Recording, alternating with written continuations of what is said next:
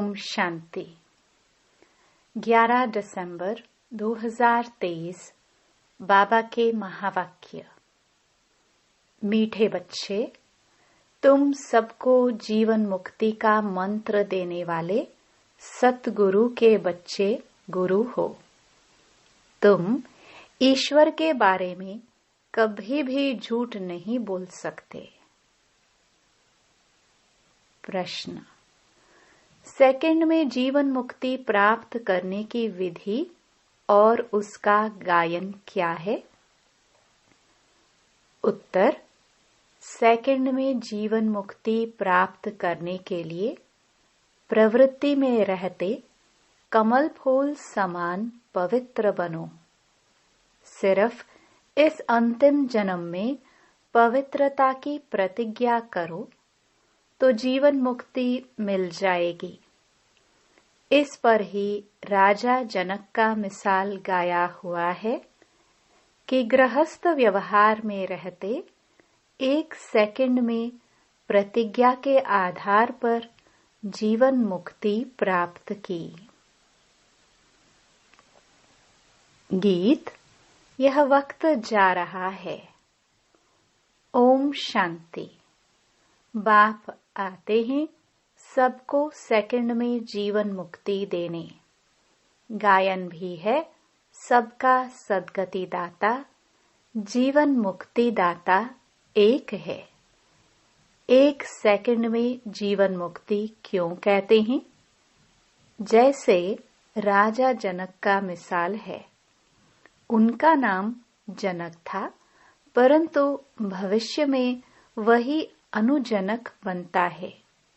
जनक के लिए कहते हैं कि उन्हें 1 सेकंड में जीवन मुक्ति मिली, लेकिन जीवन मुक्ति तो सतयुग त्रेता में कहेंगे। गुरु लोग कान में मंत्र देते हैं, उसे वशीकरण मंत्र भी कहते हैं। वे तो सब मंत्र देते हैं, लेकिन तुम्हें मिलता है महामंत्र, जीवन मुक्ति का मंत्र। यह कौन देते हैं? ब्रह्मा कुमार, ब्रह्मा कुमारियां।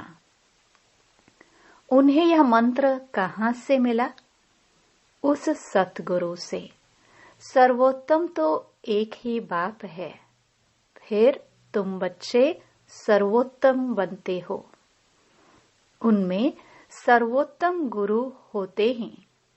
तुम भी सतगुरु के बच्चे गुरु हो। गीता सुनाने वाले को भी गुरु कहा जाता है। नंबरवार तो होते ही हैं। तुम भी सत बोलने वाले गुरु हो। तुम कभी ईश्वर के बारे में झूठ नहीं बोलते हो।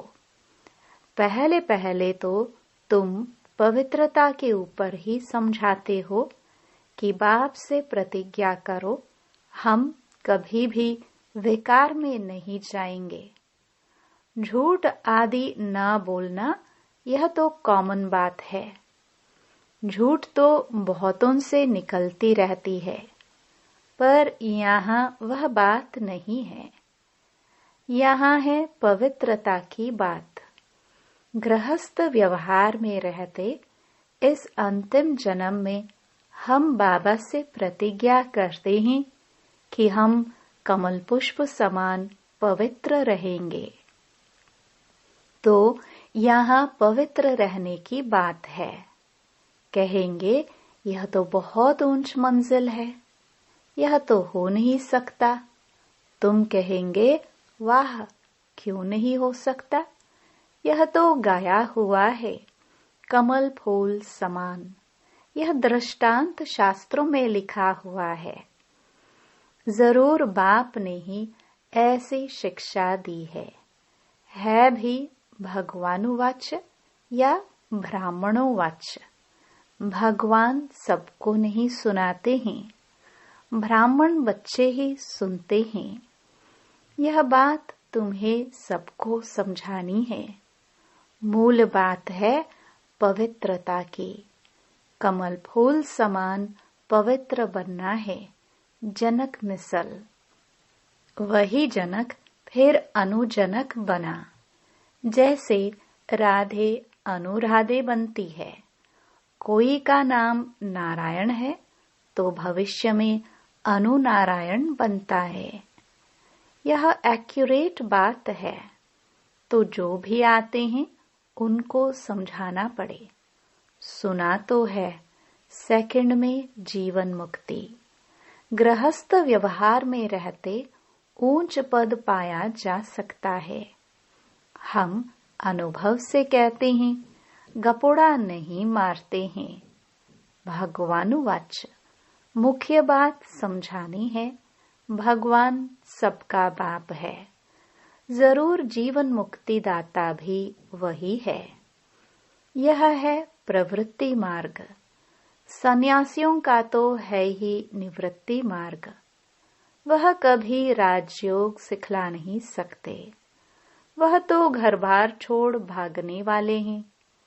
वो यह ज्ञान दे नहीं सकते। यह है राजयोग। गृहस्थ व्यवहार में रहते कमल फूल समान पवित्र रहना है। सतयुग में भारत पवित्र प्रवृत्ति मार्ग था। वाइसलेस दुनिया थी। राजाई में स्त्री पुरुष दोनों चाहिए। तो समझाना पड़ता है। हम अनुभवी है। गृहस्थ व्यवहार में रहते कमल फूल समान पवित्र रह सकते हैं। हम जानते हैं कि पवित्र बन बाप द्वारा पवित्र दुनिया के मालिक बनते हैं। पवित्र प्रवृत्ति मार्ग था। अब तो अपवित्र प्रवृत्ति मार्ग है। यह दुनिया ही भ्रष्टाचारी है। वह श्रेष्ठाचारी दुनिया थी। रावण भ्रष्टाचारी बनाते हैं, राम श्रेष्ठाचारी बनाते हैं। आधा कल्प रावण राज्य चलता है। भ्रष्टाचारी दुनिया में भक्ति मार्ग है। दान पुण्य आदि करते रहते हैं, क्योंकि भ्रष्टाचार है। समझते हैं मनुष्य जितना भक्ति दान पुण्य करेंगे तो फिर भगवान मिलेगा। भगवान की भक्ति करते हैं। कहते हैं कि आकर हमको श्रेष्ठ बनाओ। भारत श्रेष्ठाचारी था, अभी नहीं है। भ्रष्टाचारी ही श्रेष्ठाचारी बनते हैं। भारत की नई रचना की कहानी कोई जानते ही नहीं। चित्रों के द्वारा अच्छी तरह समझाया जा सकता है। ऐसे ऐसे चित्र बनाना पड़ेगा। हर एक सेंटर पर प्रदर्शनी के चित्र होनी चाहिए। बाबा डायरेक्शन देते हैं। भल लिख दे कि चित्र हमारे पास नहीं है, तो बाबा डायरेक्शन देंगे, यह बनाओ, फिर सबको भेजो, तो सबके पास प्रदर्शनी हो जाएगी। यह चित्र बहुत अर्थ सहित हैं। पहले पहले यह बुद्धि में आना चाहिए कि हम बाप के बच्चे हैं। भगवान है स्वर्ग रचने वाला। नरक का रचयिता है रावण। गोले के ऊपर 10 सिर वाले रावण का चित्र बना दो। स्वर्ग के गोले पर चतुर्भुज। लिख भी सकते हैं, यह राम राज्य, यह रावण राज्य। इस समय रावण सर्वव्यापी है। वहां हम राम सर्वव्यापी तो नहीं कह सकेंगे। गाया भी जाता है, आत्मा परमात्मा अलग रहे बहुकाल। फिर सुंदर मेला कर दिया जब सतगुरु मिला दलाल। तो जरूर वह आएगा ना। यह हिसाब कोई भी जानते नहीं है। पहले पहले अलग हुई हैं देवी देवताओं की आत्माएं। यह नॉलेज है, कोई को भी समझाना है। आत्माओं का बाप तो है ना। अब है आत्मा, अपने परमपिता परमात्मा का ऑक्यूपेशन बताओ। क्या नहीं जानती हो? ऐसा बच्चा तो होता नहीं जो बाप के ऑक्यूपेशन को नहीं जानता हो। बाप बैठ समझाते हैं, तुम अपने जन्मों को नहीं जानते हो, मैं समझाता हूँ। पहले पहले जो देवी देवता हैं वह इतने जन्म लेते हैं, तो हिसाब करो दूसरे धर्म वाले कितने जन्म लेते होंगे। सिद्ध कर बताना पड़े, मैक्सिमम इतने हैं। झाड़ वृद्धि को पाता रहता है। पहले पहले देवी देवता थे, उन्हों के ही 84 जन्म कहे जाते हैं। भारत की नॉलेज है ना, प्राचीन भारत की नॉलेज किसने दी? यह भगवान ने ही दी है। नॉलेजफुल गॉड फादर है ना। ब्रह्मा को भी नॉलेजफुल नहीं कहेंगे, श्री कृष्ण को भी नहीं कहेंगे। श्री कृष्ण की महिमा ही अलग है। यह समझने की बड़ी ही क्लियर नॉलेज है। भगवान तो सबका एक ही निराकार परमपिता परमात्मा है। वह है रचयिता। श्री कृष्ण तो है रचना। ऊंच तेऊंच भगवान तो एक है ना। सर्वव्यापी उनको कह नहीं सकते। भारत में ऊंच तेऊंच प्रेसिडेंट, फिर नंबरवार और हैं। सबका ऑक्यूपेशन बताएंगे। ऐसे तो नहीं सब एक ही हैं। हर एक आत्मा को अविनाशी पाठ मिला हुआ है। यह सिद्ध करना है। आपस में राय कर सर्विस के प्लान बनाने हैं। परंतु जिसकी लाइन क्लियर नहीं होगी, कोई विकार होगा व नाम रूप में फंसा होगा, तो यह काम हो नहीं सकेगा। इसमें लाइन बड़ी क्लियर चाहिए। रिजल्ट तो अंत में ही निकलेगी। अभी सभी नंबरवार हैं। मनुष्य कहते हैं यह व्यास भगवान ने शास्त्र बनाए। अब व्यास तो भगवान हो नहीं सकता। वास्तव में धर्म के शास्त्र है ही 4। भारत का धर्म शास्त्र तो है ही एक माई बाप गीता। वर्षा उनसे ही मिलता है। माँ द्वारा बाप से वर्षा मिलता है। गीता माता का बाप है रचता। तो गीता द्वारा ही बाप ने प्राचीन सहज राजयोग की नॉलेज दी है। गीता तो भारत खंड का शास्त्र है। फिर इस्लामी का धर्म शास्त्र अपना है, बुद्ध का अपना है, क्रिश्चियन का अपना है। गीता तो है सबका माई बाप। बाकी शास्त्र हैं बाल बच्चे, वह बाद में निकले हैं। बाकी इतने वेद उपनिषद आदि ये सब किस धर्म के हैं? यह मालूम तो होना चाहिए कि यह किसने उच्चारे। उसमें कौन सा धर्म निकला? कोई धर्म तो है नहीं। पहले तो सिद्ध करना है कि गीता खंडन की हुई है। बाप के बदले बच्चे का नाम दे दिया है। जीवन चरित्र तो सबका अलग अलग है। बाप कहते हैं सर्वधर्मानि परित्यज, मामेकम याद करो। परमात्मा आत्माओं को कहते हैं तुम अशरीरी बनो, मेरे को याद करो। अशरीरी बाप ही यह कह सकते हैं। सन्यासी तो कह नहीं सकते। यह गीता के अक्षर हैं। सब धर्म वालों को कहते हैं अशरीरी भव। अभी नाटक पूरा होता है। सबको मंत्र मिलता है कि देह सहित देह के सब संबंध त्याग, मामेकम याद करो तो तुम मेरे पास आ जाएंगे। मुक्ति के बाद जीवन मुक्ति है जरूर। पद जीवन मुक्ति का है, वाया मुक्ति। जो भी आते हैं सतो रजो तमो से पास करते हैं। समझानी कितनी अच्छी है, परंतु बच्चे एक कान से सुन दूसरे कान से निकाल देते हैं। वैसे है बहुत सहज।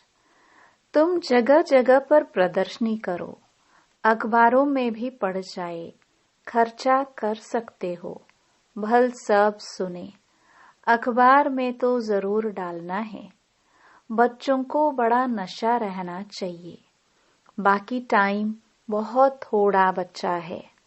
अतीन्द्रिय सुख की भासना गोप गोपियों से पूछो। गाया हुआ है, यह गोपी वल्लभ के गोप गोपियां हैं। गोप गोपियां न सतयुग में न कलयुग में होते हैं। वहां लक्ष्मी देवी राधे देवी हैं। गोप गोपियां अभी हैं। गोपी वल्लभ के बच्चे पोत्रे पोत्रियां हैं। जरूर दादा भी होगा, दादा बाबा और मम्मा। यह नई रचना हुई है संगम पर। बाप कहते हैं, मैं कल्प कल्प कल्प के संगम युगे आता हूँ नई दुनिया बनाने। आसुरी संतान से तुम ईश्वरीय संतान बने हो, फिर बनेंगे दैवी संतान, फिर क्षत्रिय वैश्य शूद्र संतान बनेंगे 84 जन्मों में। फिर साथ साथ वृद्धि भी होती रहती है। झाड़ भी पूरा कंप्लीट चाहिए। प्रलय भी नहीं होती है। भारत तो अविनाशी खंड है। भारत की बहुत महिमा करनी है। भारत सब खंडों में श्रेष्ठ है। विनाश कभी नहीं होता। अच्छा, मीठे मीठे सिखिलदे बच्चों प्रति मात पिता बाप दादा का याद प्यार और गुड मॉर्निंग। रूहानी बाप की रूहानी बच्चों को नमस्ते। रात्रि क्लास 16 अप्रैल 1968। तुम ब्राह्मण बच्चों बिगर किसको भी यह पता नहीं है कि संगम युग कब होता है। इस कल्प के संगम युग की महिमा बहुत है। बाप आकर राजयोग सिखलाते हैं। सतयुग के लिए तो जरूर संगम युग ही आएगा। है भी मनुष्य, उनमें कोई कनिष्ठ कोई उत्तम है। उनके आगे महिमा गाते हैं। आप पुरुषोत्तम हो, हम कनिष्ठ हैं।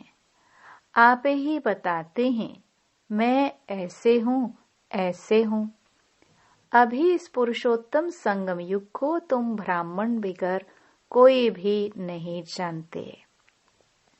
इनकी एडवर्टाइज कैसे करे जो मनुष्यों को पता पड़े। संगम युग पर भगवान ही आकर राजयोग सिखलाते हैं। तुम जानते हो हम राजयोग सीख रहे हैं। अभी ऐसी क्या युक्ति रचे जो मनुष्यों को मालूम पड़े, परंतु होगा धीरे। अभी समय पड़ा है। बहुत गई थोड़ी रही। हम कहते हैं तो मनुष्य जल्दी पुरुषार्थ करे, नहीं तो ज्ञान सेकंड में मिलता है, जिससे तुम उसी समय सेकंड में जीवन मुक्ति पा लेंगे। परंतु तुम्हारे सिर पर आधा कल्प के पाप हैं, वह थोड़े ही सेकंड में कटेंगे। इसमें तो टाइम लगता है।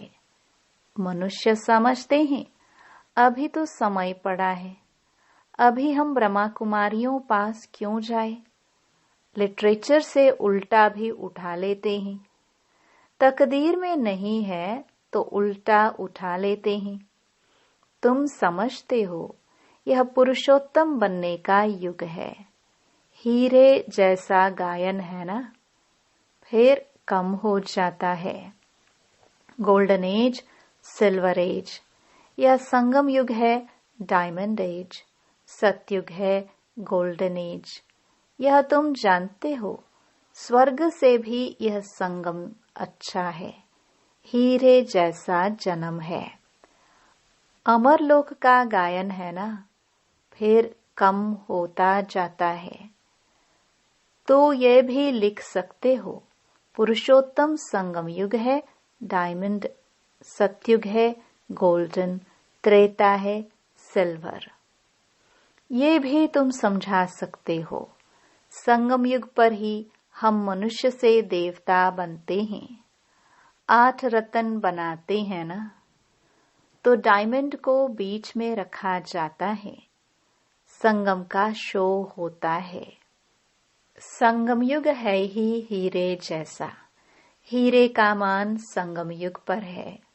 योग आदि सिखलाते हैं, जिसको स्पिरिचुअल योग कहते हैं। परंतु स्पिरिचुअल तो फादर ही है। रूहानी फादर और रूहानी नॉलेज संगम पर ही मिलती है। मनुष्य जिनमें देह अहंकार है, वह इतनी जल्दी कैसे मानेंगे?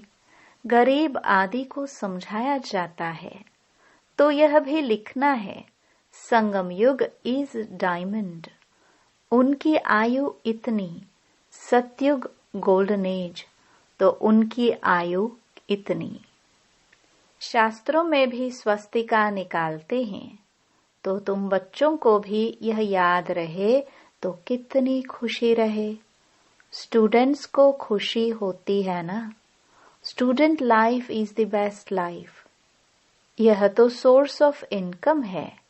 यह है मनुष्य से देवता बनने की पाठशाला। देवताएं तो विश्व के मालिक थे, यह भी तुमको मालूम है, तो अतः खुशी होनी चाहिए। इसलिए गायन है, अतीन्द्रिय सुख गोपी वल्लभ के गोप गोपियों से पूछो। टीचर अंत तक पढ़ाते हैं, तो उनको अंत तक याद करना चाहिए। भगवान पढ़ाते हैं और फिर भगवान साथ भी ले जाएंगे। पुकारते भी हैं, लिबरेटर गाइड, दुख से छुड़ाओ। सतयुग में दुख होता ही नहीं। कहते हैं विश्व में शांति हो। बोलो आगे कब थी? वह कौन सा युग था? किसको पता नहीं है। राम राज्य सतयुग, रावण राज्य कलयुग। यह तो जानते हो ना। बच्चों को अनुभव सुनानी चाहिए। बस क्या सुनाऊं दिल की बात। बेहद का बाप बेहद की बादशाही देने वाला मिला, और क्या अनुभव सुनाऊं। और कोई बात ही नहीं। इस जैसी खुशी और कोई होती ही नहीं। कोई को भी किसी से रूठ कर वास्तव में घर में नहीं बैठना चाहिए। यह जैसे अपनी तकदीर से रूठना है। पढ़ाई से रूठा तो क्या सीखेंगे? बाप को पढ़ाना ही है ब्रह्मा द्वारा, तो 1-2 से कभी भी रूठना नहीं चाहिए। यह है माया। यज्ञ में असुरों के विघ्न तो पड़ते हैं ना। अच्छा, मीठे मीठे रूहानी बच्चों प्रति रूहानी बाप व दादा का याद प्यार और गुड नाइट। रूहानी बच्चों को रूहानी बाप की नमस्ते। धारणा के लिए मुख्य सार। पहला, बाप जो सुनाते हैं वह एक कान से सुन, दूसरे से निकालना नहीं है। ज्ञान के नशे में रह अतीन्द्रिय सुख का अनुभव करना है। दूसरा, सभी को सेकंड में मुक्ति जीवन मुक्ति का अधिकार देने के लिए यही महामंत्र सुनाना है कि देह सहित देह के सब संबंधों को त्याग, बाप को याद करो। वरदान। क्लियर बुद्धि द्वारा हर बात को परख कर यथार्थ निर्णय करने वाले सफलता मूर्त भव। जितनी बुद्धि क्लियर है उतनी परखने की शक्ति प्राप्त होती है। ज्यादा बातें सोचने के बजाय एक बाप की याद में रहो। बाप से क्लियर रहो तो हर बात को सहज ही परख कर यथार्थ निर्णय कर सकेंगे। जिस समय जैसी परिस्थिति, जैसा संपर्क संबंध वाले का मूड, उसी समय पर उसी प्रमाण चलना, उसको परख कर निर्णय लेना, यह भी बहुत बड़ी शक्ति है जो सफलता मूर्त बना देते हैं। स्लोगन: ज्ञान सूर्य बाप के साथ लकी सितारे वह हैं जो जग से अंधकार को मिटाने वाले हैं, अंधकार में आने वाले नहीं। अच्छा, ओम शांति।